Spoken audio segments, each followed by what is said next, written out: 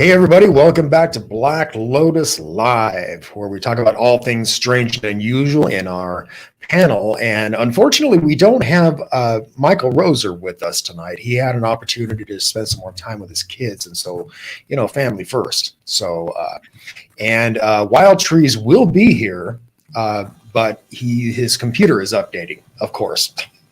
you gotta love Windows, But always at the worst time.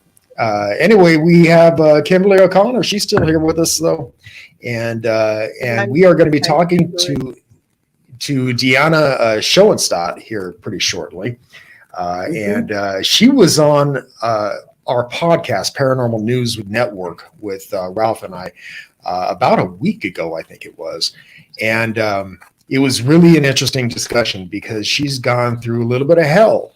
After her contact with aliens. And, not everybody does that, but I certainly have, and Dyana has, and Kimberly didn't really have a bad experience with her abductions. But, unfortunately, there's a lot of people who do have bad experiences with it. And so we're going to be talking about that tonight. Whoa, what is that? That sound is my sister's phone in the other room. Is that what you're hearing? Yeah, it was, pretty loud. It is loud. It's coming through the headphones, so I'm sorry about that. Sorry. So, first of all, quiet in the house. First of all, we need to talk about, the big topic. Full disclosure. Yeah, full disclosure, a whole 9 pages, this UFO report, Covers. I'm sorry, Kim, say again? Yeah. I said most of it was covers. Yeah. Indexes and the cover. Yeah, just ridiculous. And the report that Congress received was like 10 times that, so we'll never get to see that.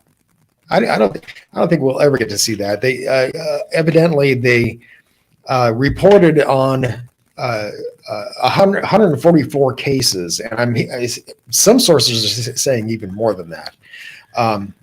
But none of them were explained except for one, and they said it was a deflated balloon. Of course. Here we go back to the whole balloon stuff again. This is. Yeah, this is like a return to the Project Blue Book. It really is. But all over again. yeah, no doubt. What are your thoughts on that?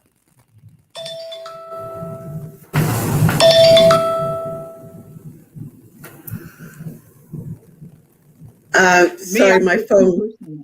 It's okay. I'm personally not even surprised. I'm surprised that there was that much even given, because you get more reports daily than that. Right. I think for some reason they think this services them more than it does the rest of the nation. There's like two sides.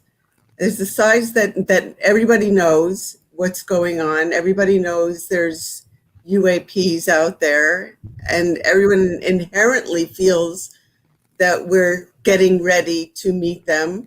I think that. I feel that. But then there's others that it does not serve if we knew. So they don't disclose and still keep it as hidden as they have always done, to keep that paradigm going. Yeah. And what amazes me is that this has been going on for, reports like this have been going on for 50 years, and so why the sudden interest in this by Congress? What drives the push? Now, I know that they say that they're trying to assess the threat element, but I don't think that's what it is. I really don't, I don't know. Alien Girl is asking what our Twitter account is. We don't have a Twitter account. Yeah, Alien Girl, I don't do Twitter. I hate Twitter. Sorry about that. Me too. No Twitter. He's on 95% update. So yeah, Wild Trees will be with us. His computer is updating right now, and so he's at about 95%. So he will be with us. It's just going to take a bit. But George Knapp stated that the American people are entitled to get all this information. But are we though? I mean, Are we ready? Well, we're mere peons. I mean, the idea that the government works for us is so, I mean, it's gone the way of the dinosaur. It really has. We work for them. They don't work for us anymore, and so, I mean, are we really entitled to this information? I think we give them more information than what they're giving us. Yeah. I totally agree with you, Kim. I mean, I've said before, people like us don't need verification from the government. No. We already know these things exist, Right. and in many forms, I mean, and, you see videos and stories coming out all the time. And yeah, I have to say that probably the good majority of them are hoaxed, but some of them aren't. And I mean, and you can kind of tell which ones are hoaxes and which ones aren't, And there's such but a waste of time. There's such a waste of time. It irritates me so much. It really does. Yes. There's such a only a waste of few. time. And not only that, but the simple fact that for those of us that have gone through it honestly, it makes our stories and experiences that much harder to believe by other people. Yeah. Right. Yeah. I find That's what that. ticks me off so hard about that. Yeah. Right. Definitely. But I think that the most important sentence in the entire report, I want to read this, is that they appear to remain stationary in winds aloft, move against the wind, maneuver abruptly, or move at considerable speed without discernible means of propulsion. I think that is the most important sentence in the whole 9 pages, because this may prove that they're using anti-gravity. Well, didn't you think that they were? What did you think that their propulsion was? Oh no, I think that they're anti-gravity, but the majority of the populace doesn't believe that.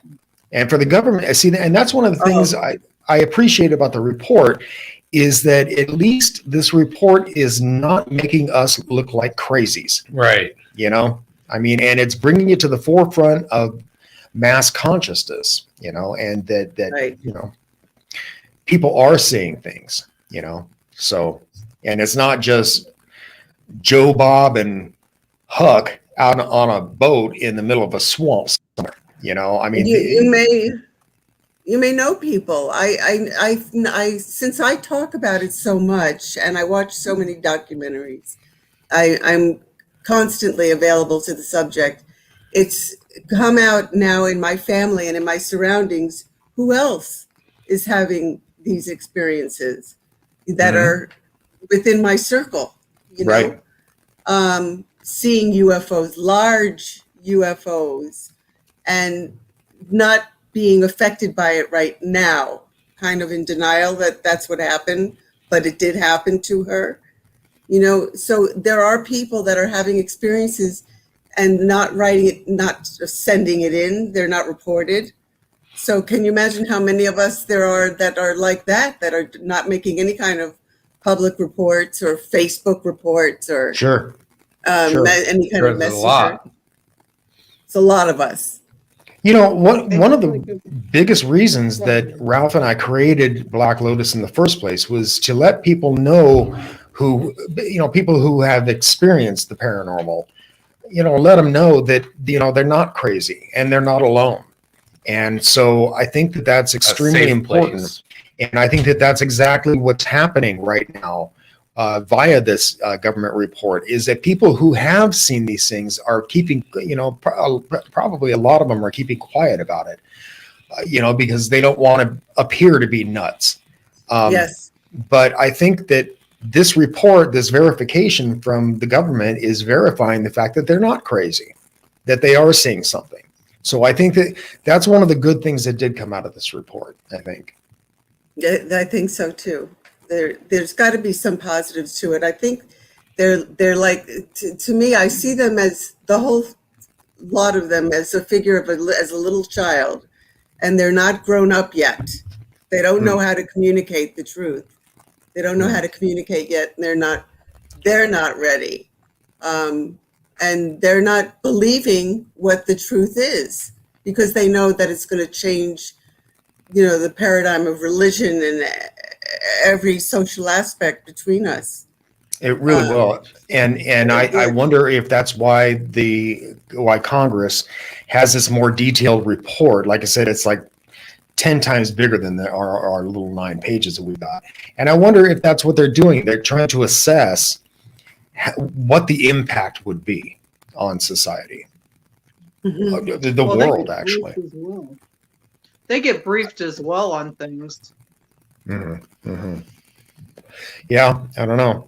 But yeah, getting back to the need to keep quiet about this stuff among abductees and contactees.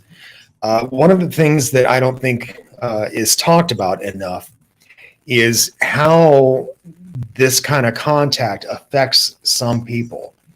Now, Kimberly O'Connor is a contactee, and she hasn't really had a bad experience that she knows of. But I mean, all of her experiences. I'm sorry? I said that I have any recall of as far as the exam like you guys go. Yeah, I don't have any recall of that. Yeah. And that could have made for a bad experience for me too. That could have changed the whole aspect on how I see him. Well, see, that's the thing. I don't think you're able to recall certain memories until you're ready. And, in my experience, I had always thought of it as kind of a benign experience, more interesting than anything else. But again, I kept it quiet for many, many years because I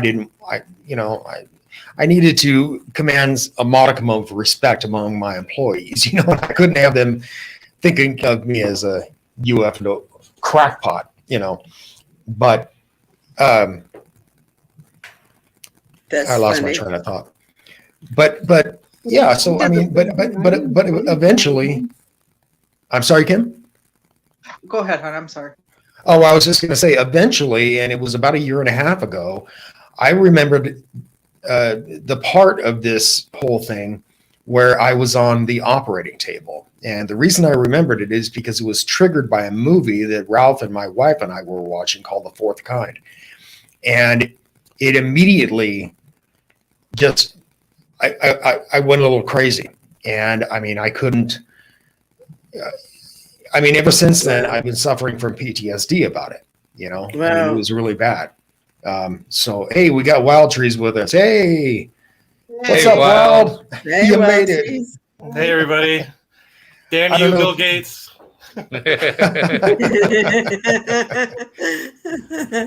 I don't know if you saw this message, Wild, but Michael's not going to be with us tonight. He had a familial obligation. So, but anyway, we were talking about the UFO report, right.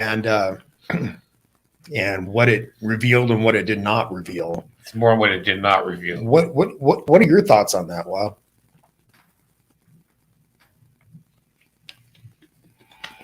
Uh-oh.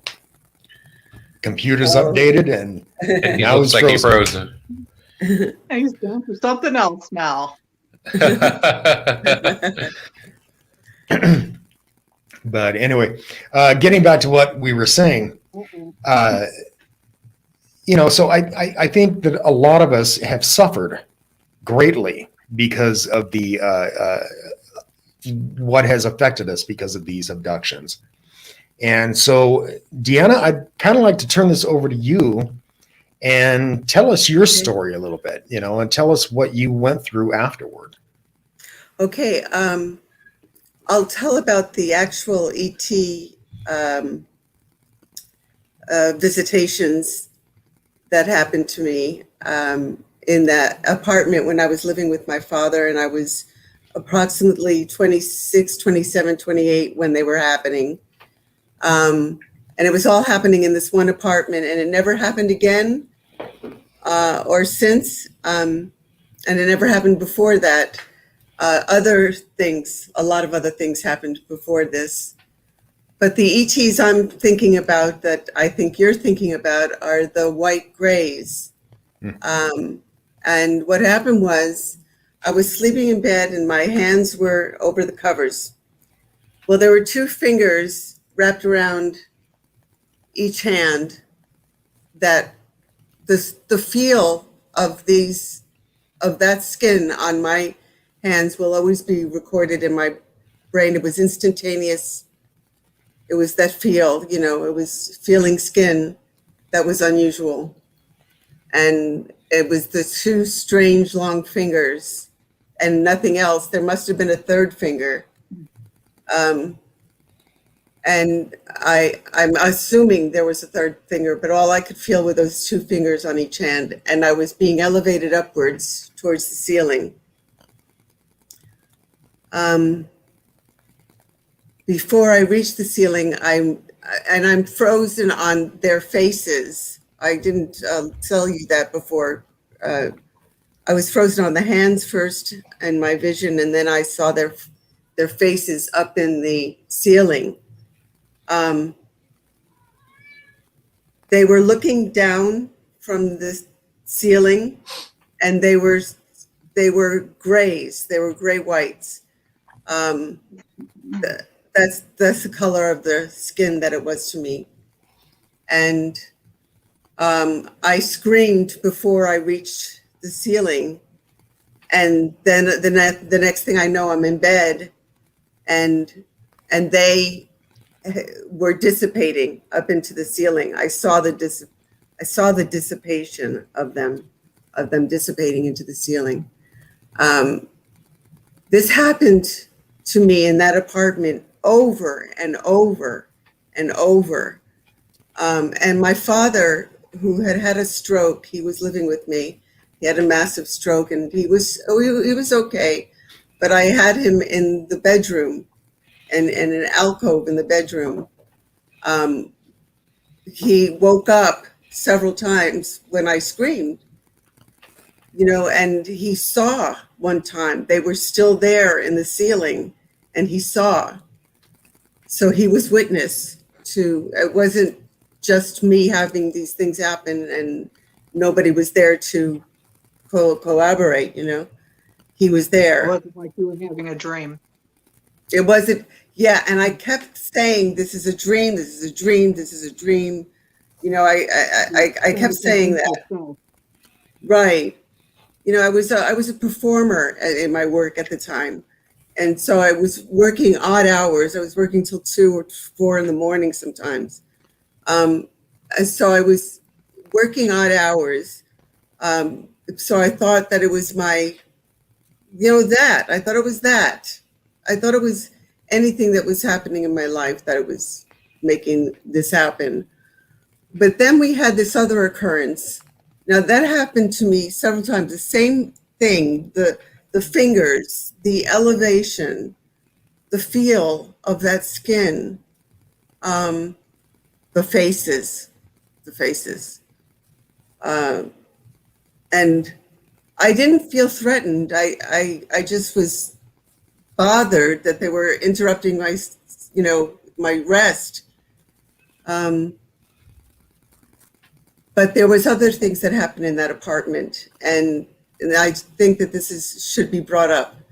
The closet door was open, and there was a bird cage. My bird was right outside the closet door, and it was on a long stem. And I mention this because the bird cage was bumped into.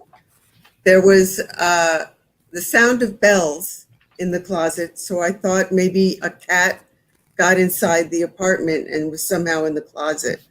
That was my first thought when I woke up and heard the bells. My father got up from his bed, and so now he's standing up. And now I'm still sleeping. I'm still got my head on the bed, and I'm still sleeping and looking sideways at the floor. And this creature, it looked like a gnome, ran out of the closet, ran past the bird cage, ran in a circle to my face, and I saw it full faced. It saw me, and I saw it, and we both got scared. It looked like a gnome. It had the bells on its belt. It was dressed like a gnome, and the startleness that was in its face when it saw me was just, it was bizarre.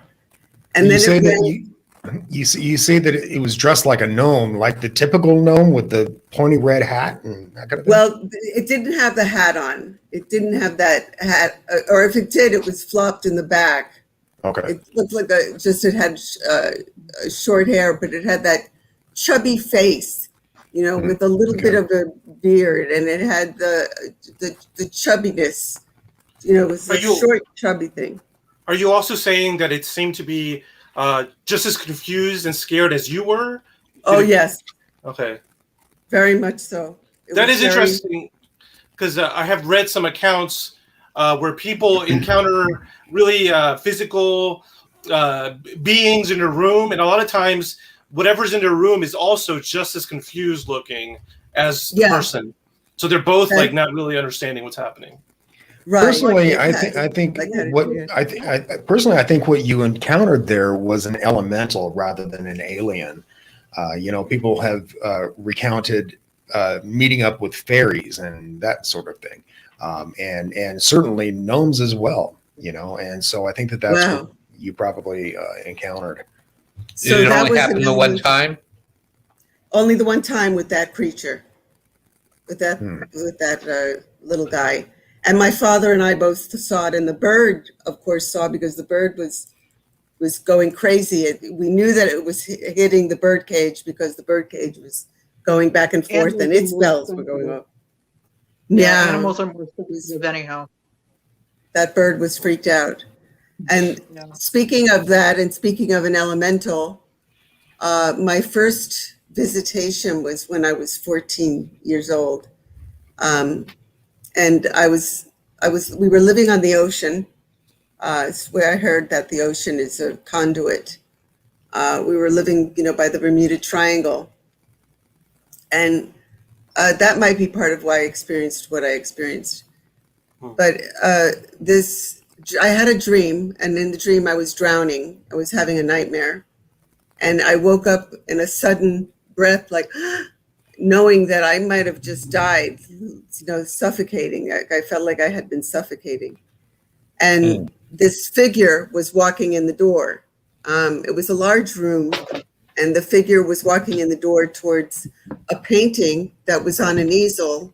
And what that painting was a centaur.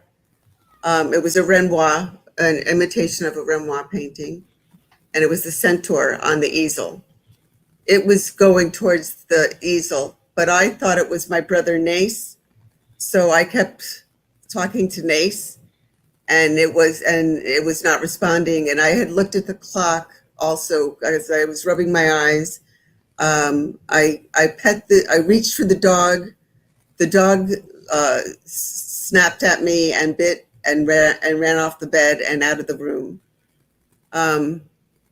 I, at this point, sat up in bed and saw what it was. And it was this large, luminous, fibrous creature. It was oval, like a long egg, but it was fibers of light. That's all it was fibers of light. But you can tell that there was a feminine energy inside of the middle of it. But the fibers of light were like a blue-white fibrous light. I described it once to Damien as being, when you look at the sun and you have a silhouette up against the sun and you see the rays going outwards, that's what it looked like. How big was it? It took over the whole room. It was above the floor, though. I noticed that it wasn't reaching the floor. But it was, and it wasn't quite reaching the ceiling. So it was a good 8 to 10 feet tall, where its fibers radiated out to. And the reason I called it feminine energy is because when it made a movement like that, when it moved to the left, there was longer hair that went down the back that seemed like to go with the body. It just appeared to be a feminine energy. It was nothing threatening towards me, but I was in such fright. And I think that's what Damien and I've been talking about when this the aftermath, but what I had been thinking. I was just frightened. I just was frightened. And I took the covers and I went over my head with the covers and banged the headboard back on the bed on the wall. And it turned around towards me and started to come towards me. Well, by then I was paralyzed in fear. I was in complete paralysis. And I remained that way until my mother came in the room. So she came and stayed at the end of the bed. And I told Damien about this once, that she moved in fractal energies, like just weird kind of frequential kind of movement, like as if she was moving in frequencies. Yeah, but she was flowing at the same time. Completely, God, when I think of it now, I just think of something as completely interdimensional, because the color was so vibrant and the movement was just so cool to look at. And the other thing I thought the movement was, do you ever see one of those movie books where you flip the pages and the next scene and the next scene and the next scene makes the movement? Mm-hmm. It's like an old movie book. That's what she was moving like, one Okay. Like the motion book. Like the motion book.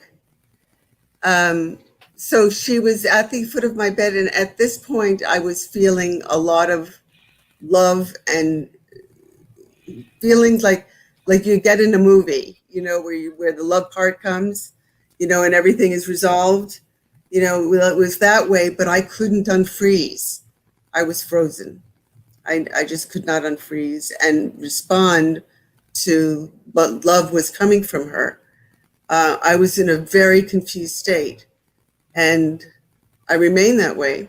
But she started to lift up what looked like wings and just went towards the ceiling, dissipating as she went up. Again, another dissipation into the ceiling. It was just the fibers of light were disappearing as she was going up and before she reached the ceiling. That too, Damien, you mentioned that might be an elemental. Yeah. I have never, the only persons I told that experience to were my mother, my father. I didn't even tell my sisters. I didn't tell my sisters until just recently, and they just think I'm crazy. They're justified now that they think I'm crazy. But they do know that it's my experience, and one of them has also experienced what might be an angel. So she is more sympathetic. Dyana, let me interrupt you here for a moment. I want to clarify a couple of things here.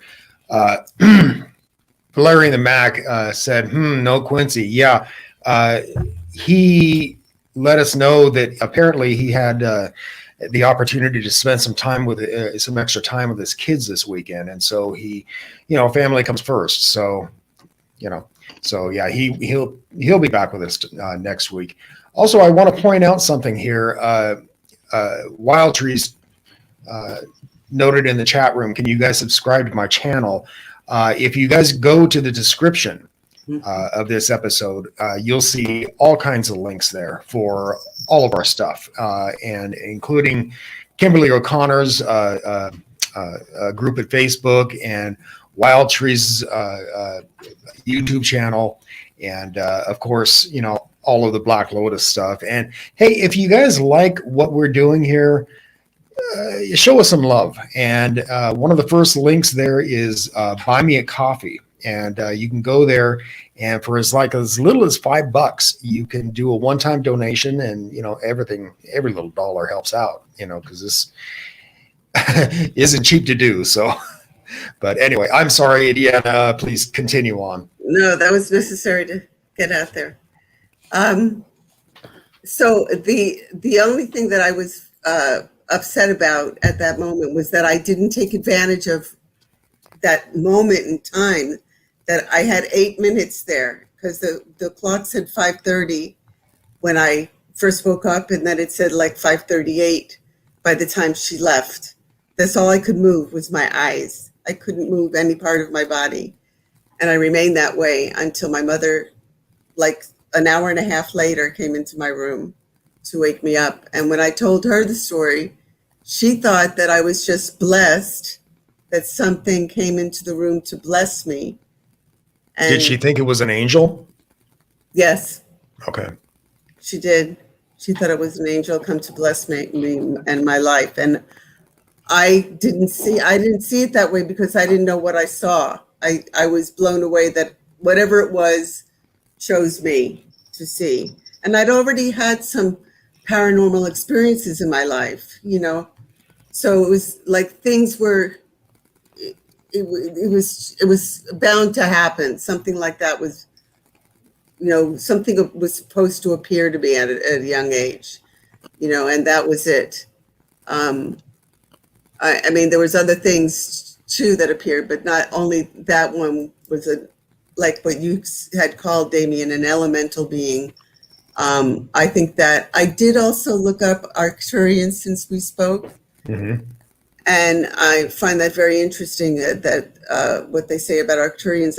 I feel that's what had visited me. I really do feel that that's maybe what visited me. I'm only starting to talk about it out loud now because I see that there were Facebook pages, which is how you found me, that list other people having these experiences. But everybody, even in there, is scared to start talking. I can see that. It's just there's a stigma attached. Yeah, oftentimes in these Facebook groups, I mean, the best you can hope for is get a like. You can't get a real discussion going. That's one of the reasons I like our group, the Black Lotus discussion group, because that's what it's based on. Yeah, absolutely. It's based on, I mean, we post articles and stuff, but it's to incite conversation, and and very often these conversations lead to knowledge. Yeah, same thing with mine too. I mean, I do a lot of posting, but it's to trigger conversation for the subject as well. I think the thing is that not a lot of people want to offer their input. Basically, what the reason they're joining these groups is to see what other people have to say about it, and they're not necessarily comfortable talking about it yet. Yeah. And it's like I was saying earlier, is these people who are contactees, they're probably still wondering if they're nuts. I mean, and so to come out and explain their experience is very difficult for them. I know, like I said, I know it was extremely difficult for me, and I mean, I didn't even come out about my abduction until about 2 years ago, and I did it worldwide. I did it right here on Black Lotus, and I mean, but prior to that, I told very few people about that, and and it was only to people that I thought I could trust, and so. And some of them, most of them, gave me support with it, but I mean, some of them kind of looked at me sideways and went, okay, but they, thankfully they didn't say that I was crazy or anything like that. Some of us already said you were crazy, so yeah. When I Crazy. first came out about mine, really bad, and which led me to opening my own group after growing a thicker skin about it, knowing that there's a need for it and there's a purpose for these groups, but you just have to. That's why I monitor my group so heavily. Same What here. is the name of your group? What is the name of your group? Not So Paranormal. It's like an umbrella for a lot of things because there's a lot of things that go under the heading of not of paranormal. I should go there too. Oh yeah, absolutely. It's a good group. Absolutely. You're welcome. And there's a lot of people that that are just like us. I don't allow any crap. I do not allow any crap at all. Yeah, we don't either. I mean, and because I'm admin and mod for a lot of other ones for that reason.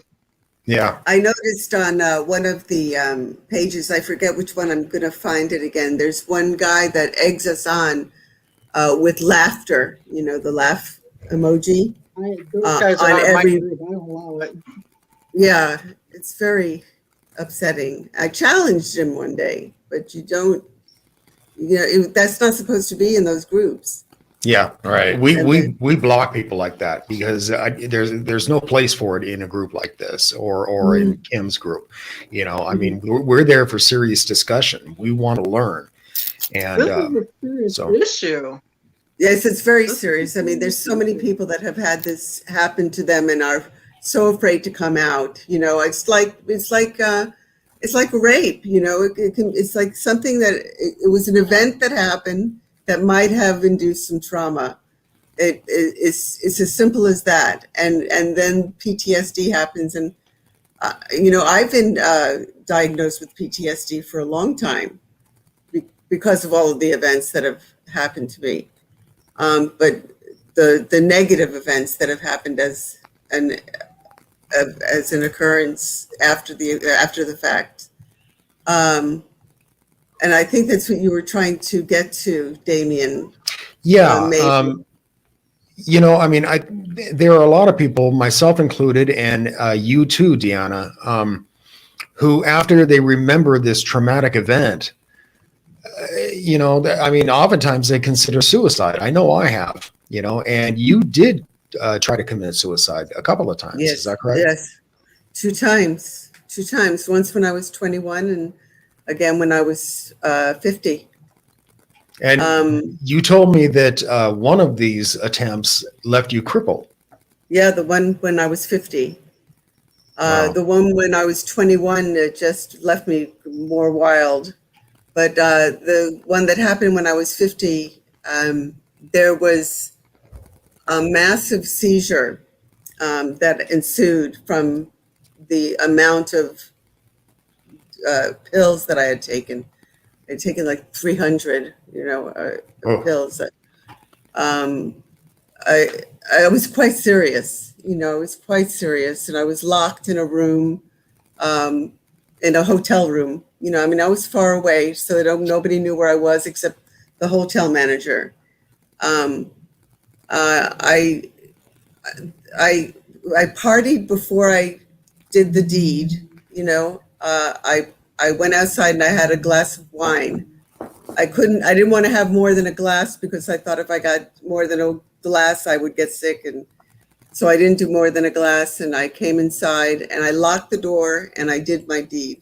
And I was quite serious. And my body, I just lied down. I thought I just went to sleep. I didn't just go to sleep. My body went into a full-on seizure. My mother thinks that there was somebody else in there with me beating me up because there was a hole in my head. There was just all kinds of horrible things. But they found my body pinned where it had been pinned for about 13 hours. My foot was underneath. Somehow my body got underneath the table. My first image was somebody put me there. Something put me there. But there's no proof of that. And I was alone and locked in that room alone.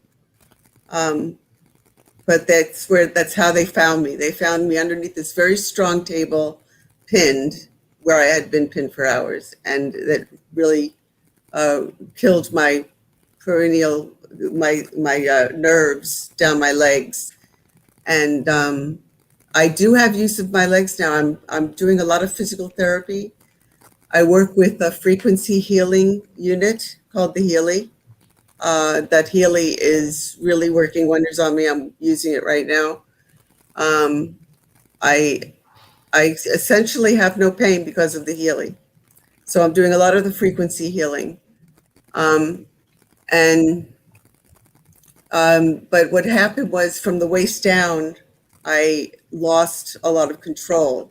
So it's taking years, you know, the wheelchair for a couple of years, the walker, and then I was okay, and then I wasn't okay, and I was getting worse, and then I moved out to California, and then I got worse during the whole move. I just can't move around like other people can. I just don't have the stamina or the body to do it with. The legs, the foot, Yeah. especially. The right foot is dead.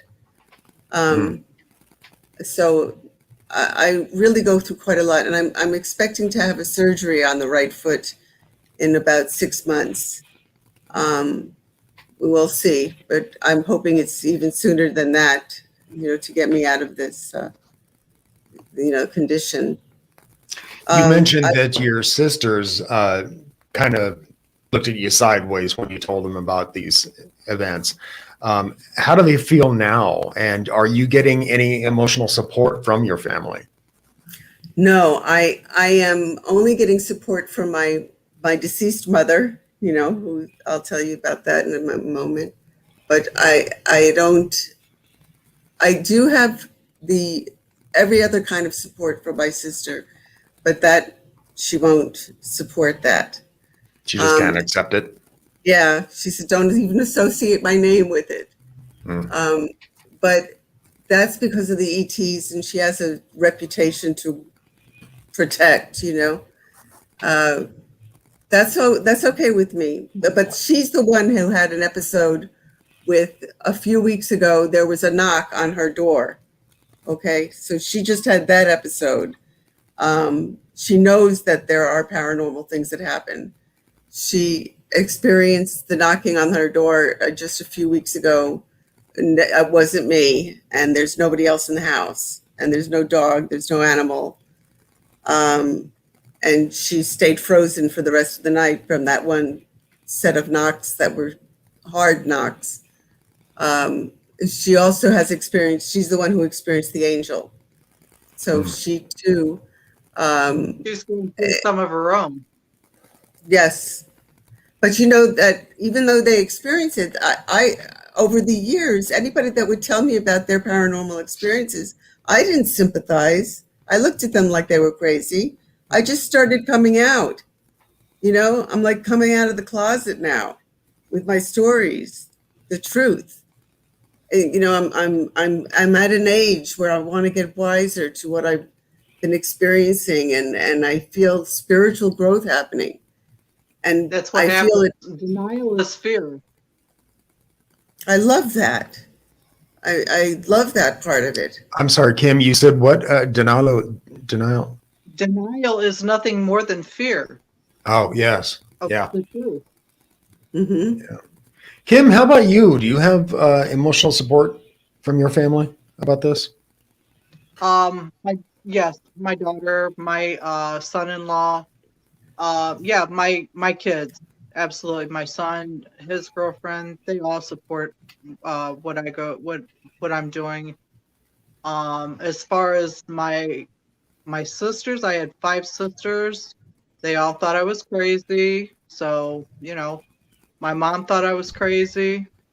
So, and I've always been labeled different. And just like my sister told me about 2-3 years ago, we always knew that there was something different about you because I was always a loner. I wasn't part of the pack. I was alone. I did my own thing. I know that feeling. I'm still that way. Yeah, me too. Absolutely. I'm very grateful for both Ralph and my wife. And I have to say, especially my wife, because I sleep with her. And I very often wake up screaming, you know, because I'm having a nightmare about this memory that occurred, you know, and I wake up in a cold sweat and she's there for me, you know, and she's like, I'm here, you know, you're not there. You know, and so I'm very thankful for both of them, you know, and Ralph too, because Ralph, you know, I mean, doing Black Lotus like we do, it's therapeutic for me, you know. Sure. So, to hear other people's stories and, And to get yours out. yeah. So, Right. yeah. I think we're all here to support. We all support each other, and we're all here, to help each other. Well, Whether we're absolutely. learning something from each other, or whether we're teaching or learning, it doesn't matter. We do all of that, and that's the reason why we have the groups that we do, and we stick by the groups like we do too, and don't take any crap and don't allow trolls and stuff like that in. It's not about a joking matter, Right. I mean, that's the last thing you need when you open up about this stuff is some idiot on the internet saying, "Oh, you're a nut, blah, blah, blah, blah, blah. It didn't happen." I mean, that's the last thing you every need. name in the book when I first come out, and I come out in a group that I thought would never be the place to where I would ever be belittled and tore apart the way I was, because it was a high-ranking name for that particular thing. Yeah. And they tore me apart, and I'm not. I'm a highly sensitive person, but in the same respect, I have a thick skin on things, and with this, I've gotten a thicker skin, and I have zero tolerance because of it now. Yeah. Right. Yeah, absolutely. Ralph and I started up the Black Lotus YouTube channel way before we had our group. And I had, been part of these other groups, and I saw how people were treated. And I thought, no, that's not the way, and so that's why we created the group, is because so people could have an open forum with respect. Yeah, with lack of troll. Yeah. So yeah, just like you, Kim. I'm sorry. Yeah, I don't even give second chances. Yeah. Because right out of the gate, they already know what kind of group it is. And the people that come in here are either wanting to help and share their story, or they're looking for help. Exactly. Yes. I'll usually, if somebody acts up, which is very rare at our group, if somebody acts up, I won't give them a warning, but I'll just let them know, look, this is not allowed, and it's in the group rules. You can take a look at it, and if you do it again, then you're gone and no questions asked. And generally, they're cool with it, and they apologize and say, I'm sorry, I was just joking around or something like that. And it's like, all right, well, fine, but don't let it happen again. And there have been a couple of instances where I've had to block people, but we don't put up with that crap, because, like I said, we want a safe space. Yeah, I invited a guy into the group. And he knew what the group was about and everything, and he went in, acted like an ass.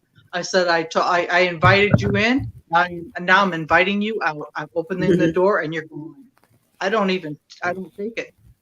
Yeah, I'm not doing it. Yeah, it was hard. I was very surprised when I was at that site the other day and saw that happening. And it was, I think, the empaths. It only takes one time to ruin somebody's experience in a group. Absolutely. That's what it did. Now, I don't care if people disagree with each other so much, as long as they're polite about it.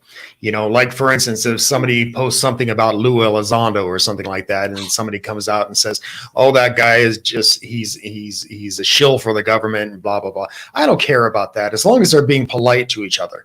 Now, when they start to turn around and start attacking each other, that's when I got to step in. That's the difference. But I think there's a big difference there.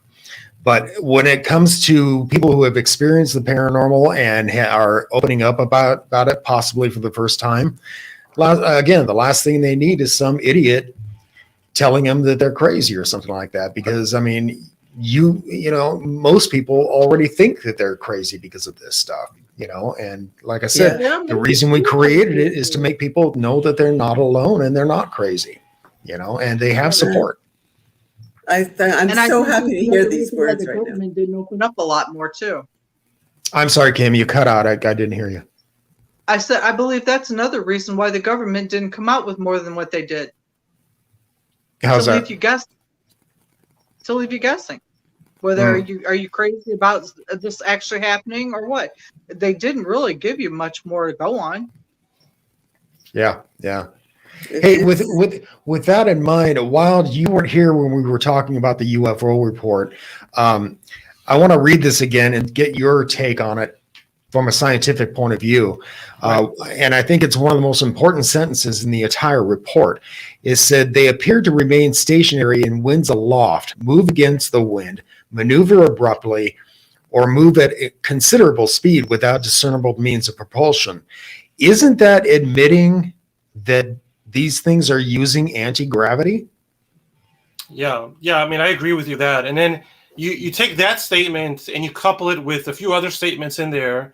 The fact that it was, they say these objects are real, they're physical objects, they're not imagined. And then the other statement is that they're confirmed by multiple sensors. So those three statements together, I think, are very telling. So yeah, I think you're right. I think it is a good statement.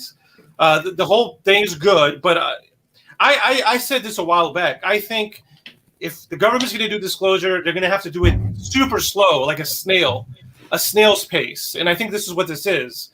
I think this is a step forward, but it's like a baby step forward. Yeah. But to me, as long as we're going forward and we're not going back, that's all I need to be happy. Maybe I'm a simple guy, but well, yeah. And as it's like I was saying, at least it opens the masses' eyes a little bit more. Yes. That's one of the biggest positive things that to take away from this, I think, and so again, going back to the ridicule, people face ridicule because of this stuff that they've witnessed all the time. Right. And so now with the government coming out and admitting to this stuff, maybe that'll subside a little bit.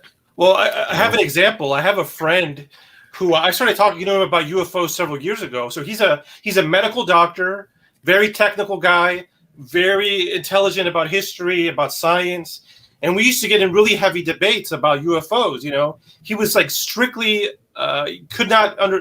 real skeptic. Just no way that UFOs could be real in any shape or form.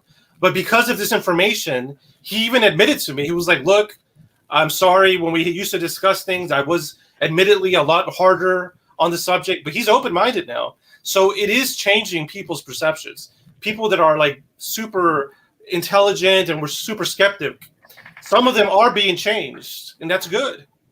Yeah, believe it or not, before my abduction took place, I was extremely skeptical about you. I was skeptical that there was alien life out there. That's a lot of space. But but I didn't think they had any interest in us, so I didn't believe that they were visiting us until I met them. So sometimes it takes that much to open your eyes. Well, another thing that I think is what I hope people that realize is that humans are super exploitable in one way, because it seems like as long as something is ridiculous, then we disregard it immediately. Mm-hmm. Just because it's ridiculous. So that's highly exploitable.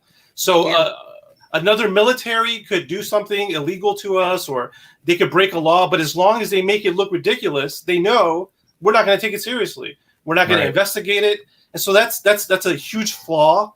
And maybe they're doing that on purpose. Maybe whatever these things are, they realize this and they purposely act ridiculous because they know that's the best way to remain hidden is by being ridiculous.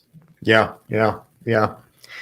I asked this question earlier to the ladies and Ralph, and why do you think it is? This stuff has been reported for over 50 years now. And so why is it that suddenly Congress is opening their eyes to the possibility and suddenly considering it a threat?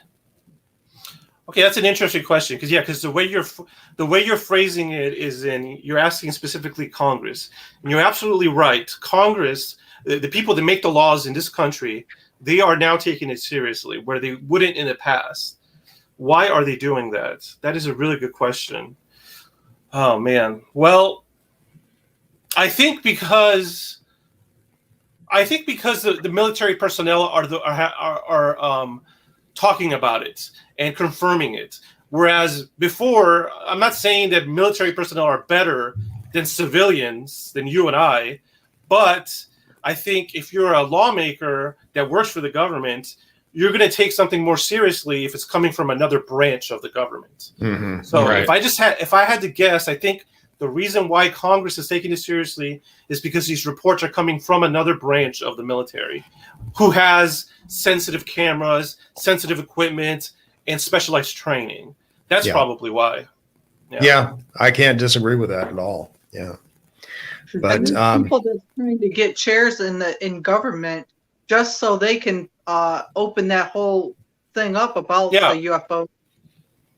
Yeah, I definitely. mean, I have a friend, Robert Salas. We've talked several times. He's interviewed me. I've interviewed him. We've talked even afterwards. He wants to place a chair on either the Senate or Congress to where he can actually come out and, tell this, open this whole thing up.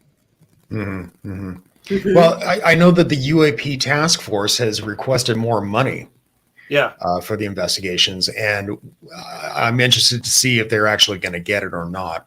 And if they do, I wonder if it's going to be made public that they really And are. that's almost funny in a way. And honestly, to me, I find it almost funny in a way because it's just in that whole area.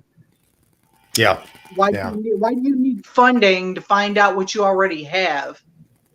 Right. That's in another office. That makes no sense to me at all. Yeah, in Yeah. a way they're like starting they don't have to, but it's like they're starting from scratch. They don't have to. They have so much, but that's essentially what they're doing is they're starting from And scratch. like you said, there's more reports daily than what they've just gave out. yeah, th- of what they course. just told.